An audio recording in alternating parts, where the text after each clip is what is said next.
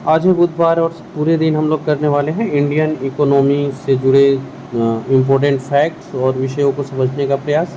State PCS UPSC जैसे exam का preparation कर रहे हैं, चैनल को सब्सक्राइब कर लीजिए। आज हम लोग स्टार्ट करते हैं राष्ट्रीय आय को समझना इस वीडियो से, और फिर आज पूरे दिन हम लोग इंडियन इकोनॉमी के इम्पोर्टेंट चीज़ों को समझेंगे।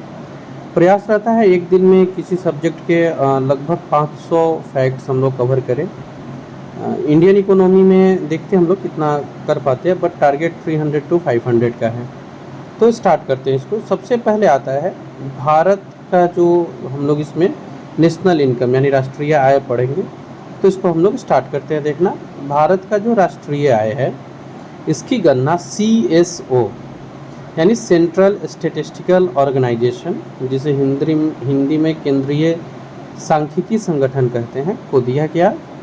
और ये जो CSO है इसकी स्थापना होती है 1951 ईस्वी में।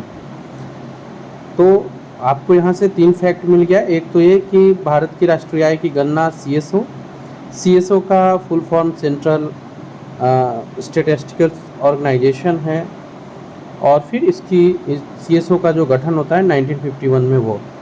अब जो हम लोग राष्ट्रीय आय की बात करते हैं तो ये 4 प्रकार की होती है: GDP, NDP, GNP और NNP।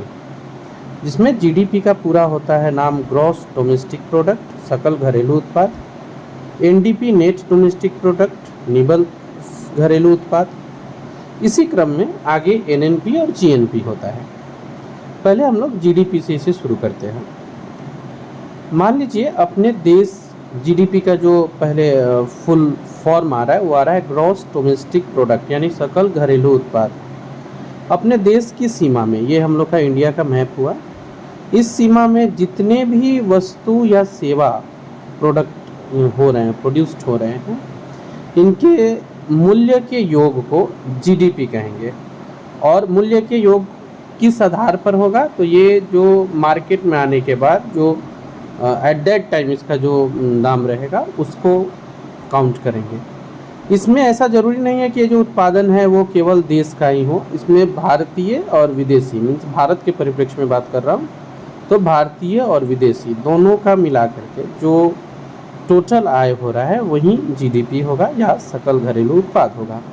मीन्स ये बाउंड्री हो गया इंडिया का, और इस बाउंड्री में एक निश्चित वर्ष, जो भारत का वित्त वर्ष है, हम लोग ले लेते हैं 1 अप्रैल से 31 मार्च का जो होता है, उस वित्तीय वर्ष के अंदर जितने भी चीज़ प्रोड्यूस्ड हो रहे हैं, चाहे वो सेवा हो या वस्तु हो, इन सब के टोटल कर दीजिए दाम का। और मूल्य किस आधार पर होगा, तो जो बाज़ार मूल्य होगा उस पे, यानी कि इंक्लूडिंग GST वगैरह जो भी टैक्स वगैरह होते हैं सारे लगा करके जो दाम आता है, उसी के योग को GDP या ग्रॉस डोमेस्टिक प्रोडक्ट कहते हैं।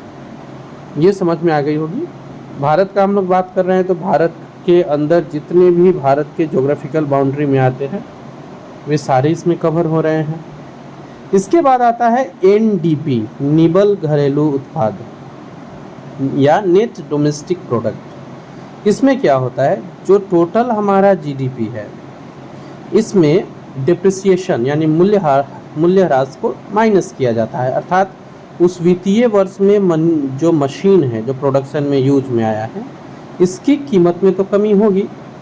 फॉर एग्ज़ाम्पल, मैं अगर न्यूज़पेपर बांटने का काम करता हूँ और इसके लिए मैंने मोटरसाइकिल ली है, तो जो मेरा मोटरसाइकिल आज मैंने लिया है वो उस वित्तीय वर्ष के दौरान अपने मूल्य में ह्रास महसूस करेगी, उसके मूल्य में ह्रास होगा ही होगा।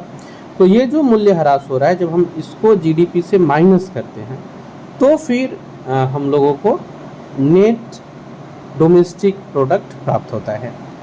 आगे आता है GNP यानी सकल राष्ट्रीय उत्पाद, ग्रॉस नेशनल प्रोडक्ट। देश के नागरिकों द्वारा, अब देश के नागरिक का बात हो रहा है, नेशनल है तो ये नागरिक भारत में अर्न कर रहे हो या भारत के बाहर अर्न कर रहे हो, दोनों ही, देश के नागरिकों द्वारा उत्पादित वस्तुओं और सेवाओं के मूल्य का योग GNP कहलाता है। यहाँ भी मूल्य का अर्थ वही है, बाजार मूल्य से। अब ये जो व्यक्ति है ये चाहे भारत में कमा रहे हैं या विदेश में कमा रहे हैं, वो सारे GNP के अंतर्गत काउंट होंगे। यानी कि हम कह सकते हैं कि जब GNP का बात करेंगे तो GDP में विदेशों में भारतीय द्वारा अर्जित आय को जोड़ेंगे और भारत में जो विदेशी आय कर रहे हैं उसको माइनस कर देंगे, यानी केवल राष्ट्रीय। भारत में भी अगर अमेरिकन कंपनी कुछ इनकम जनरेट कर रही है तो उसको हम लोग प्लस नहीं करेंगे। तो इसको हम लोग करेंगे कैसे, जीडीपी प्लस विदेशों में भारतीयों द्वारा अर्जित आय में से जो विदेशी भारत में अपने इनकम को जनरेट कर रहे हैं वो माइनस कर लिया जाएगा। जैसे हम लोग समझते हैं, मान लीजिए कि देसी विदेशी सारा मिला के 100 रुपीज़ का जीडीपी हुआ हमारा, और बाहर से हम लोगों का 10 रुपये का इनकम हो रहा है, तो जीडीपी में हम लोग 10 जोड़ दिए, 110 आया। अब ये देखना है कि जो भारत में इनकम हो रहा है, फॉर एग्जांपल भारत में यहाँ से जो विदेशी आय कर पा रहे हैं वो 5 रुपया कर पा रहे हैं, तो जब हम इसे माइनस कर देते हैं तो जो 105 रुपया आता है वो हमारा जीएनपी हुआ, यानी ग्रॉस नेशनल प्रोडक्ट हुआ। ठीक है, तो ये जीडीपी है, इसमें विदेशों से जो भारतीयों की आय है उसको प्लस कर लिया जाए, और भारत से जो विदेशियों को आय यहाँ से बाहर जा रही है उसको माइनस कर लिया जाए, तो फिर हमें सकल राष्ट्रीय उत्पाद प्राप्त हो जाएगा। तो ये बहुत आसान सा टॉपिक है, इसको पता नहीं लोग क्यों ऐसा एक बड़ा करके बना करके रखे हुए हैं। बहुत आसान सा टॉपिक है, बहुत आसानी से आप समझ पा रहे होंगे। फिर भी अगर डाउट रह जाता है, स्क्रीन पे नंबर है, आप इस पर कांटेक्ट कर सकते हैं, या फिर आप कमेंट बॉक्स में मुझे बता सकते हैं अगर कोई सजेशन देना हो या फिर कोई डाउट रह गया हो आपका। तो हम लोग अब आगे बढ़ेंगे और एनएनपी और जो आगे हम लोगों का है इसको हम लोग समझ लेते हैं एक बार। NNP means net national product आता है, यानी निबल राष्ट्रीय उत्पाद। इसमें हम लोग क्या करते हैं, जीएनपी से डिप्रिशिएशन को घटा देंगे, टोटल जीएनपी प्राप्त हो गया है, और इसमें से उस वित्तीय वर्ष में मशीनों की कीमत में होने वाले कमी को माइनस कर देते हैं, तो हमारा एनएनपी प्राप्त हो जाता है। तो ये इतना आसान है, राष्ट्रीय आय को समझना इतना आसान है। तो ये आज स्टार्टिंग वाले वीडियो में हम लोगों ने देखा। पूरे दिन मैं ऐसे ही और इम्पोर्टेंट वीडियो के साथ आऊँगा। चैनल पे पहली बार आए हैं, सब्सक्राइब जरूर कर लीजिएगा और चैनल पे बने रहिएगा। फिलहाल अभी के लिए इतना।